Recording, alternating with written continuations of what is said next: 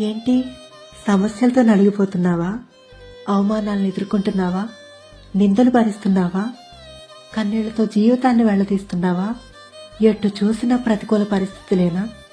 బాధపడకు, నీ సమస్యలు తొలగిపోయే రోజులు రాబోతున్నాయి. నీ మీద వచ్చిన నిందలు పూదండలుగా మార్చబడే రోజులు రాబోతున్నాయి. నీ కన్నీళ్లు ఆనంద బాష్పాలుగా మార్చబడే రోజులు రాబోతున్నాయి. నమ్మబుద్ధి కావడం లేదా? నిజమండి, ఈ 2026 ఫిబ్రవరి 19, 20, 21, 22 తేదీల్లో జరగబోతున్న తండ్రి సన్నిధి మహాకూటములకు మీ అందరికీ ప్రేమపూర్వకమైన ఆహ్వానాన్ని తెలియజేస్తున్నాం.